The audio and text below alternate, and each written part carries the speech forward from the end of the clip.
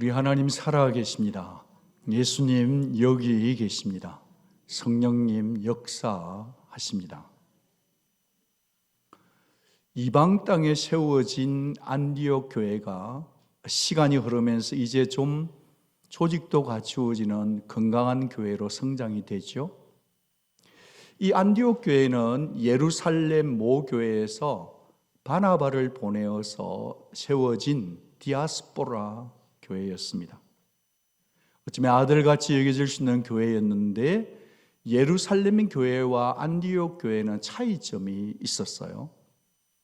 일단은 이 안디옥 교회는 다민족 교회인 것도 중요하지만 더 두드러진 차이점은 뭐냐 하면 내부로 향하는 교회가 아니라 안디옥 교회는 외부를 향하는 교회였다는 것입니다. 그저 안으로만 쳐다보고 있어서 안주하는 교회가 아니라 밖을 쳐다보는 선교하는 교회였다는 차이점이죠.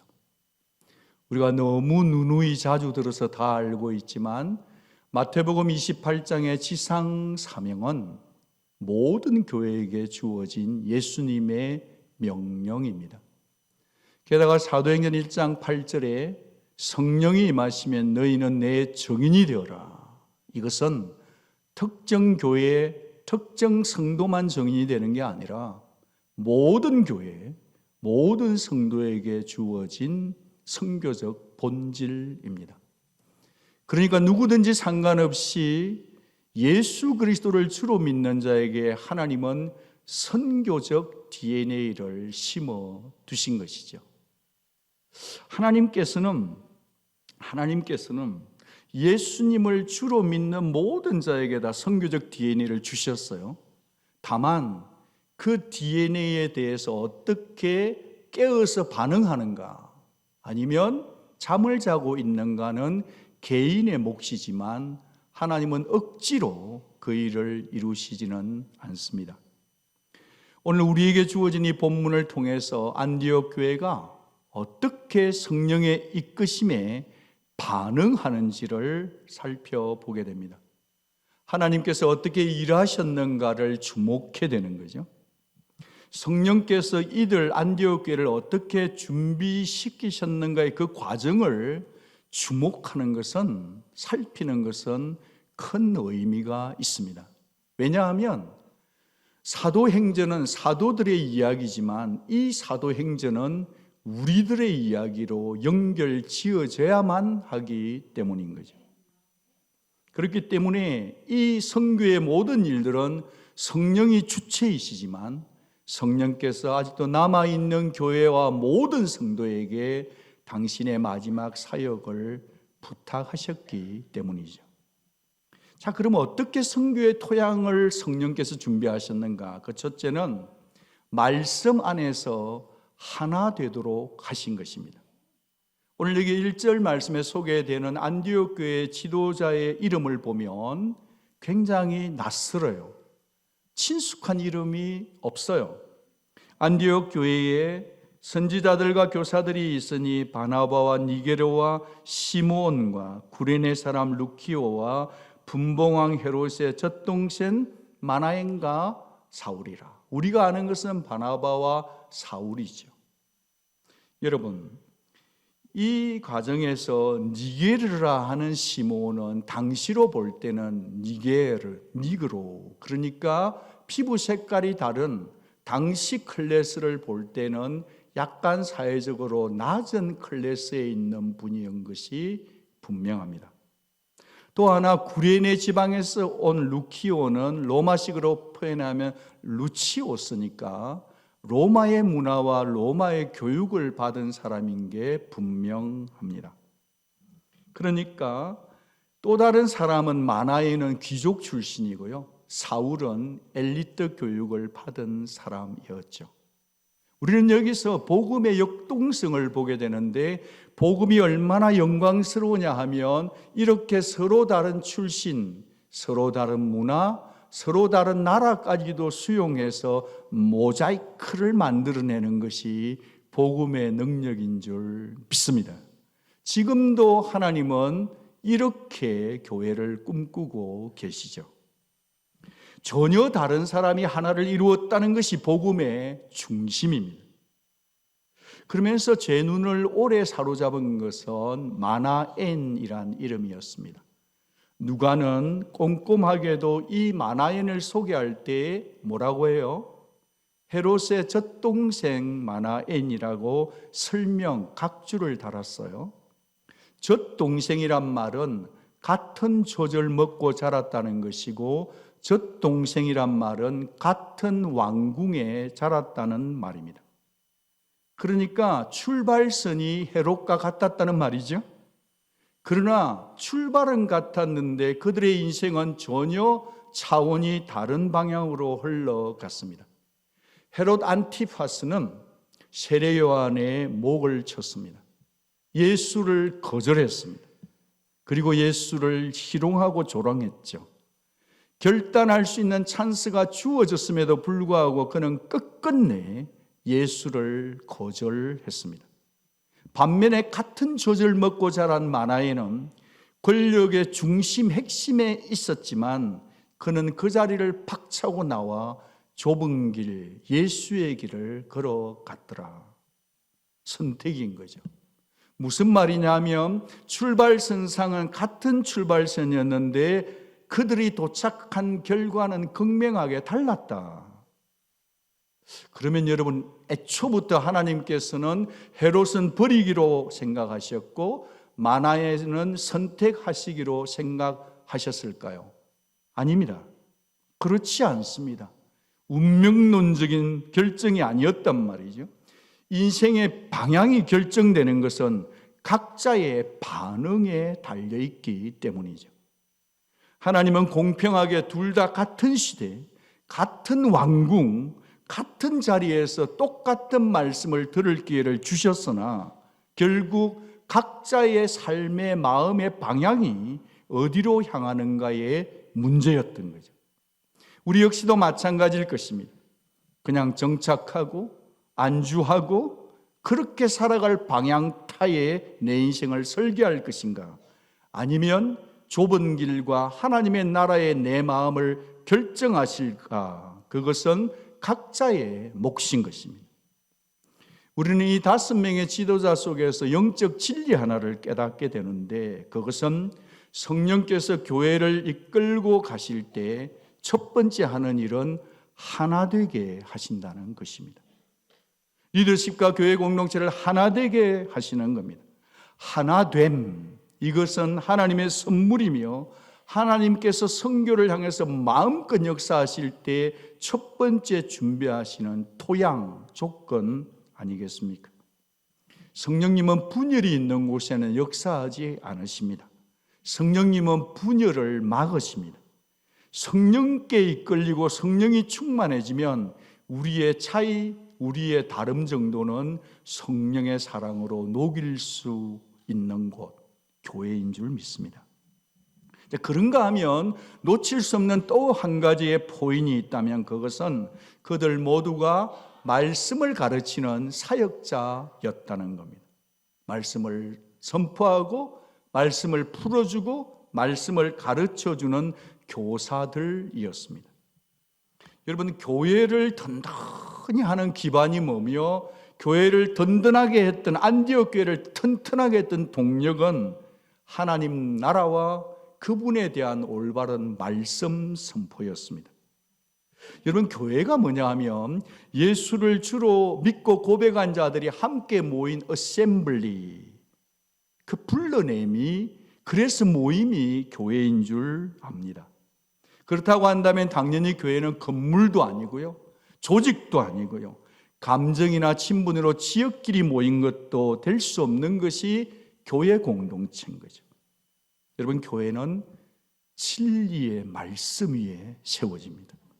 교회는 이 진리의 말씀을 배우고 가르치는 자리에서 하나가 될 수 있는 것입니다.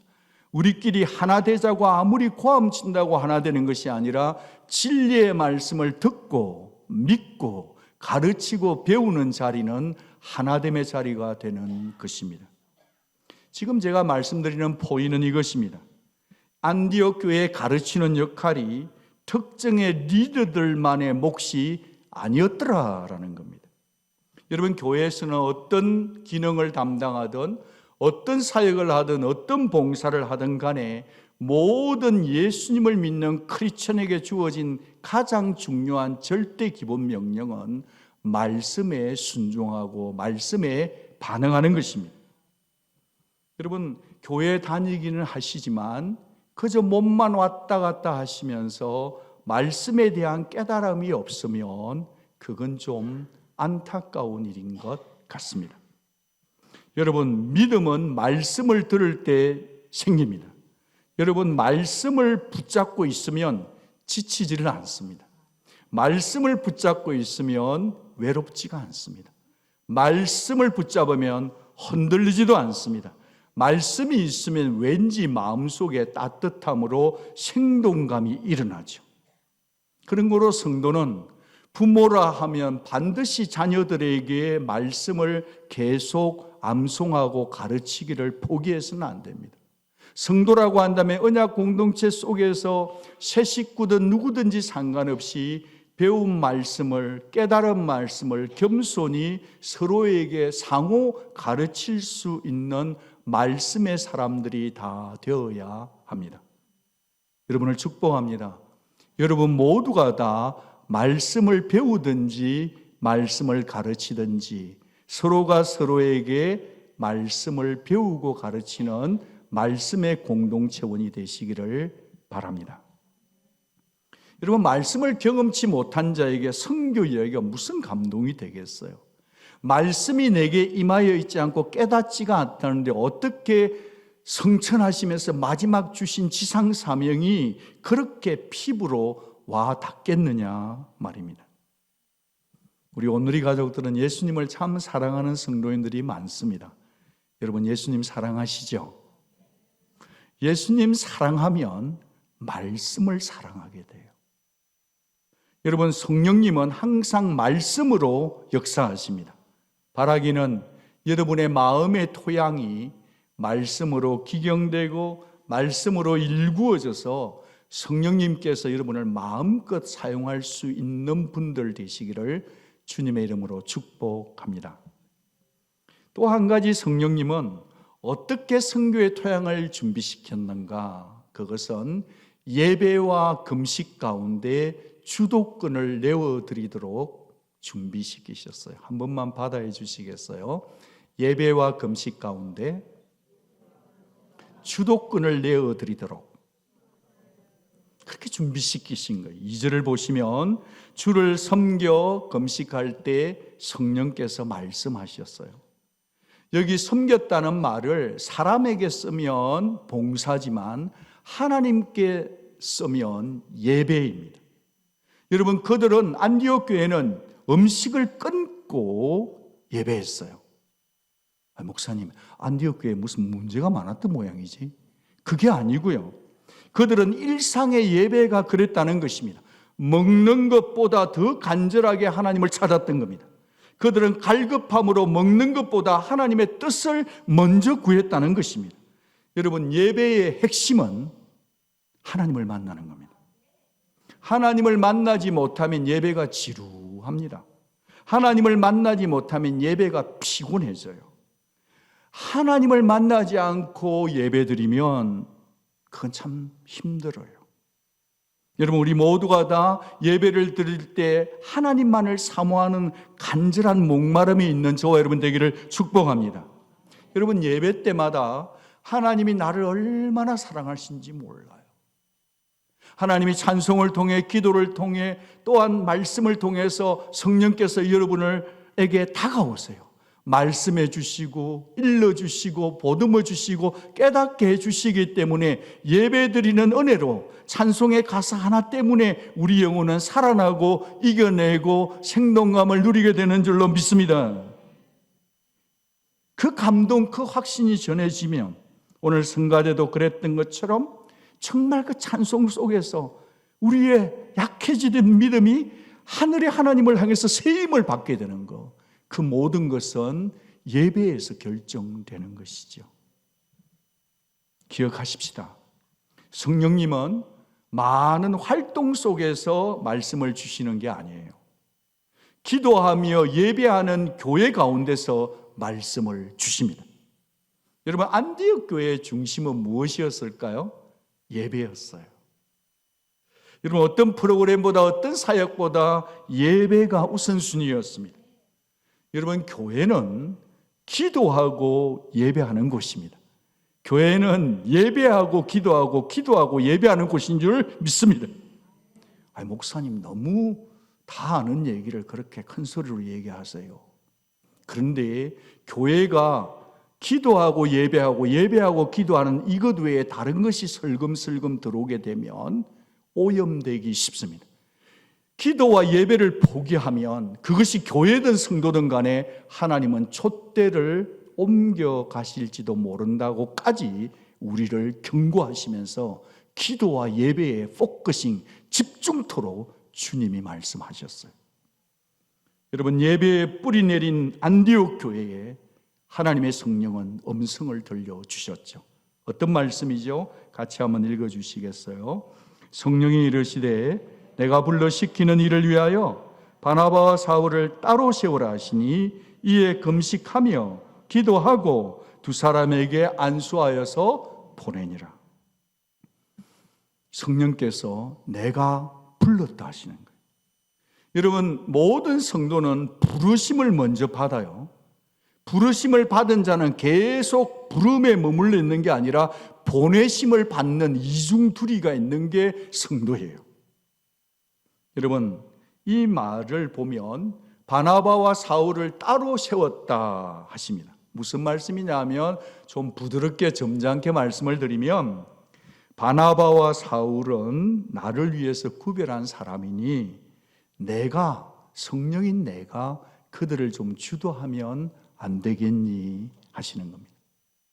그런데 이것을 말의 의미를 더 정확하게 보면 좀 더 강력한 의미가 담겨져 있더라는 겁니다.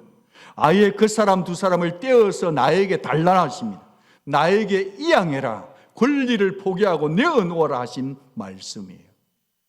따로 세우라는 이 원어는 뜻이 뭐냐 하면 해방하다는 거예요.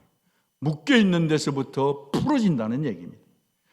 다시 말씀드리면 따로 세우는 것은 헌신입니다. 여러분, 이 확신, 이 성령의 음성에 대한 확신은 개인 체험이 아니에요. 금식하며 기도하고 예배드릴 때 5명의 지도자와 온 공동체가 동일한 확신을 받았던 것입니다. 마지막 시대를 살다가 보면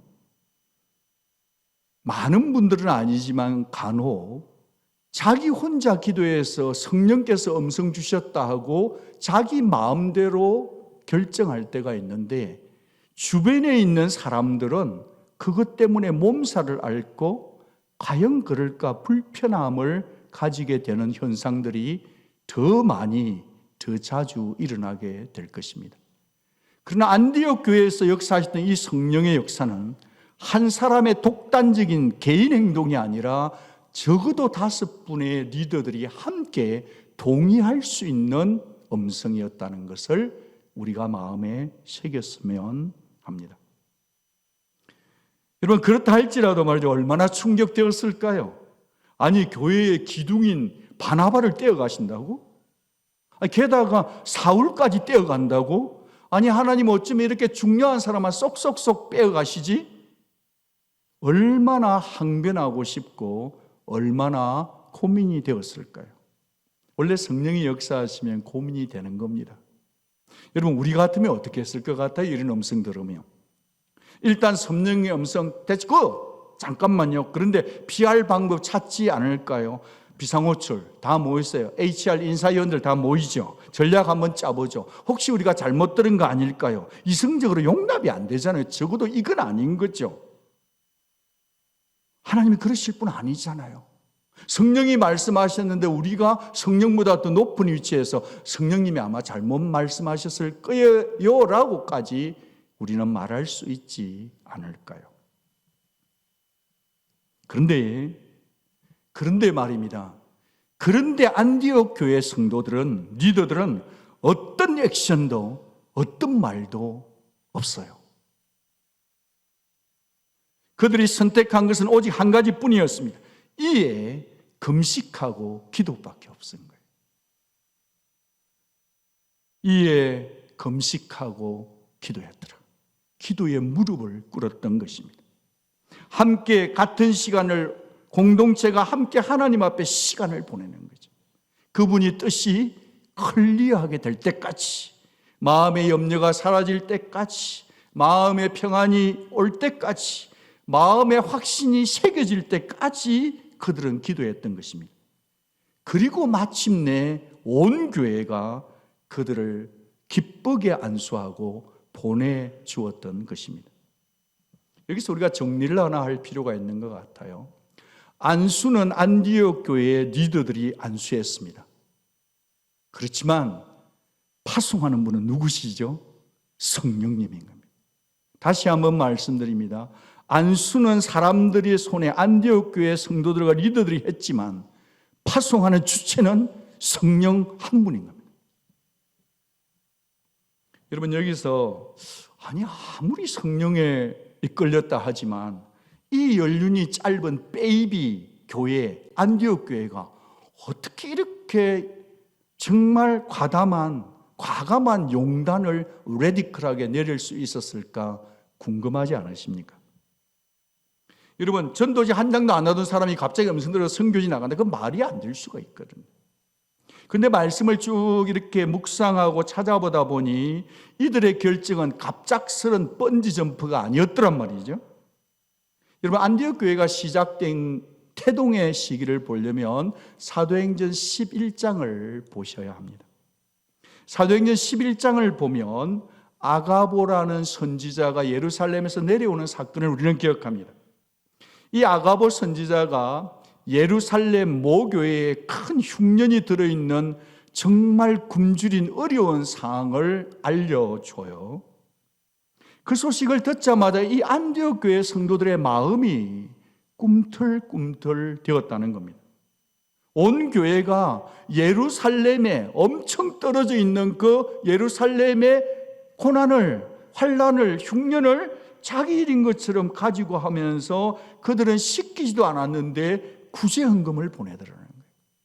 그들이 모아둔 헌금의 첫 번째 사용이 구제요 선교 헌금이었다는 것입니다. 여러분, 이제 막 세워진 베이비 신생 안디옥 교회가 그 일을 했더라는 것입니다. 자기 살 길불도 찾지 않고 우리도 얼마나 쓸 게 많은데 그런 식으로 하지 않았다는 거예요. 다른 공동체의 아픔에 적극적으로 반응을 했다는 겁니다. 여러분, 이거는 말처럼 그렇게 쉬운 일이 아니죠. 그렇지만 이 안디옥 교회 공동체 속에는 말이죠, 타인을 향해 움직이는 이 마음, 구제와 섬김으로 표현되는 이 반응은 하나님의 열심인 줄 믿습니다.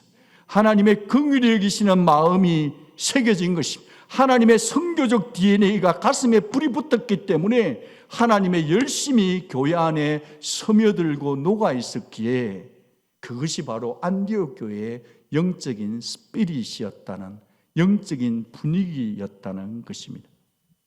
그러니까 말입니다. 안디옥 교회가 이런 과감한 결단을 내릴 수 있었던 것은 이미 처음 베이비 시작부터 시작해서 이 교회는 선교적 DNA로 인사이드만 보는 것이 아니라 밖을 볼 줄 아는 선교적 DNA가 있었기 때문에 이 결단도 가능했더라. 저는 이것이 하나님의 일하는 방식이라고 봅니다. 하나님께서는 오늘 이 자리에 우리들에게도 어느 날 갑자기 보내심을 받기 전에 말이죠, 먼저 우리 교회 공동체 안에서 다른 일을 향한 시선, 다른 사람을 위한 중보기도, 또한 누군가 힘든 자를 위한 사랑의 마음을 부어주는 것을 시작하시기 위해 여러분에게 영적 부담을 주고 계신지도 모릅니다. 여러분, 떠나는 선교 중요하지만 떠나는 선교 못지않게 그 땅 안디옥에 남아서 복음과 문화가 서로 충돌하고 있는 그 안디옥 지역이 남아있는 자들에게는 바로 선교지였던 것처럼 우리가 선교를 나가느냐 안 나가느냐보다 더 중요한 것은 우리도 이 샌안토니오에서 지금 내게 붙여져 있는 가족과 공동체 속에서 누군가의 도움이 필요한 그 사람에게 나의 마음을 부을 수 있는 선교적 마음이 하나님의 열심인 줄 믿습니다. 나 비록 멀리 선교 땅을 밟지는 못한다 할지라도 하나님은 바로 내가 살고 있는 이곳에서부터, 이 교회에서부터 한 가지 두 가지 기도만 하면 가슴이 떨리는 사명, 거창하지 않고 작은 것처럼 여겨질지라도 그런 사명을 하나님은 주고 계십니다. 우리는 지난 금요일 날 리더십 비전 세미나 그룹 토의를 했습니다. 그때 나눈 주제가 두 가지였더랬습니다. 첫째는 하나님의 열심이 지금 우리 교회를 통해 그림을 그리고 계신 미래의 모습은 무엇일까요? 둘째는 하나님의 열심이란 관점에서 하나님이 우리 교회에 주신 소중한 강점은 무엇일까요? 그래서 한 테이블에 6, 7, 8명이 모여서 14개 팀이 모여서 발표를 했었습니다. 서로 디스커션을 했던 것들을 나눌 때 그것이 참 울림이 되고 떨림이 되고 기쁨이 되고 흥분이 되는 시간을 우리는 가졌습니다. 성령께서 우리 교회의 정체성을 성도들의 입을 통해서 확인시켜 주었기 때문에 참 우리 모두가 기뻤죠. 그 발표 내용을 한번 간추려 보고 싶습니다. 그때 나누었던 발표자들의 말이었습니다. 샌안토니오에서 외로운 사람을 품어주는 교회, 인앤아웃이 특화된 도시이지만 인하면 양육하고 훈련하고 아웃하면 선교사처럼 파송하는 교회, 여러 세대, 여러 제너레이션들이 함께하되 존중이 있는 교회, 어린 아이들의 영혼이 무장되는 교회, 푸른 청년들이 비전을 발견하는 교회, 찔러주시고 채워주시고 챙겨주시는 분들이 많은 교회, 청장년 세대를 잇는 브릿지가 있는 유일한 교회, 브릿지에 아기들이 태어나는 생명력이 정복되는 교회, 센터 시니어 분들이 존중받는 교회, 은퇴하신 후에도 섬김의 본을 보이는 교회, 새가족이 환대받으며 약한 이웃에게 음식과 사랑이 흘러가는 교회, 문화사역의 의미가 분명한 교회, 언약 공동체의 속도는 다 다르지만 한 방향으로 가고 있는 교회, EMCC가 계속 분가되는 교회, 다양한 양육 시스템과 선택이 제공되며 평신도 리더가 많은 교회, 사공은 많은데 결코 배가 산으로 올라가지 않는 교회, 아이베스트를 소중히 여기며 전도를 말이 아니라 발로 뛰는 교회, 기상 악조건 속에서도 밀리지 않고 현장 예배를 포기치 않는 교회, 예배 때마다 통역이 제공되며 인종과 언어를 초월하여 함께 예배드리는 다민족 교회, 새로운 시도 앞에서 쉽사리 포기치 않는 교회, 월요일부터 토요일까지 새벽부터 저녁까지 교회 건물에 사역이 계속 꿈틀거리는 교회,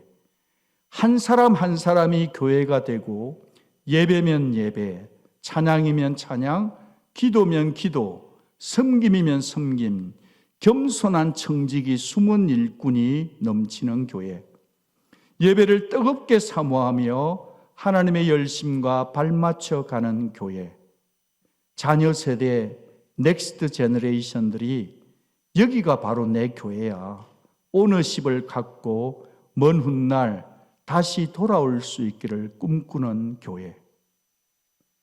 이런 대화들이 발표 가운데, 이 본당 가운데 하나님 앞에서 울려 퍼질 때 우리 모두의 마음은 참 흐뭇했습니다.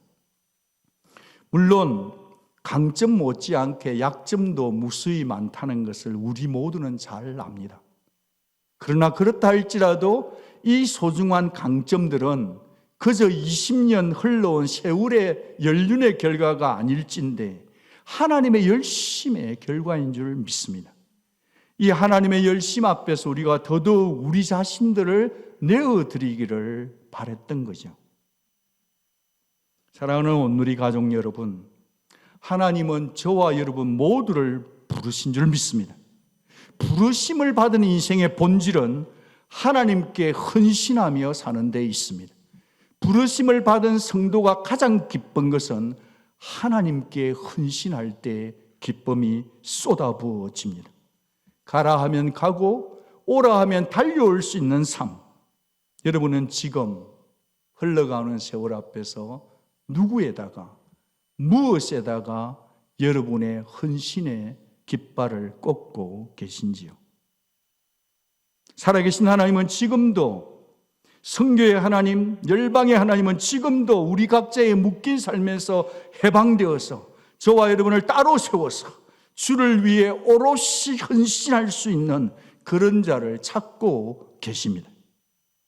오늘 제 말씀의 포커싱은, 우리의 포커싱은 어디로 가게 하실까가 아니라 우리를 하나님께서 어떻게 준비시키고 계신가 였습니다.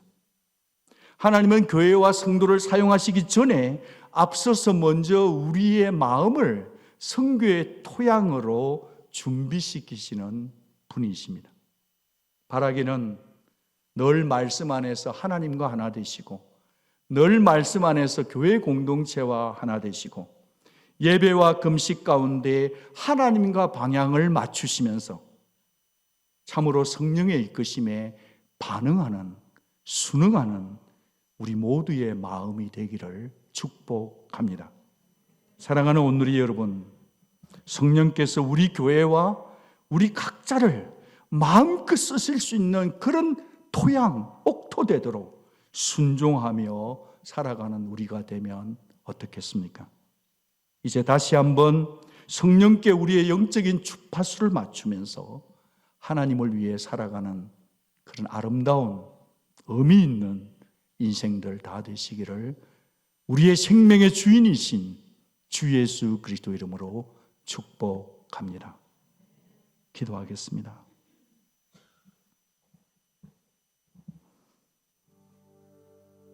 지금 이 시간 우리 마음을 한번 하나님 앞에 내어드렸으면 합니다. 하나님은 옥토를 찾고 계십니다. 우리를 고생시키기 위해서 막 선교지로 보내기 위해서 우리를 찾으시는 게 아니에요. 우리의 마음이 한평생 살아가는 동안 길가밭도 될 수 있고요, 돌짝밭도 될 수 있고요, 가시떨기밭이 될 수도 있어요. 중요한 것은 믿음의 문제이고 떨어진 말씀 앞에서 어떻게 내가 방향성을 잡느냐의 문제죠. 똑같은 젖동생으로 살았지만 헤롯은 죽음의 길을 갔지만 똑같은 젖을 먹고 똑같은 환경에서 똑같은 메시지를 들었지만 마나에는 생명길로 갔던 것처럼 오늘 이 시간 주어진 말씀 앞에서 나 자신을 한번 내어드리고 순응하며 반응하며 하나님, 저도 하나님 부르심에 위대한 선교사 멀리 가지 못할지라도 가면 좋고요, 이 땅에서라도 내 주변의 사람 사랑하며 내 가족에서부터 예수 복음을 전하며 내 언약 공동체에서 사랑하며 일주일 살아가는 동안 직장인들에게서 예수의 복음을 전하며 그들을 위해 기도해주며 안디옥 교회 성도처럼 나만 보는 인생이 아니라 타자를 볼 수 있는 마음 되게 해달라고 이 시간에 다 함께 소리내어서 주님 앞에 기도하며 나아가기를 원합니다. 기도하겠습니다.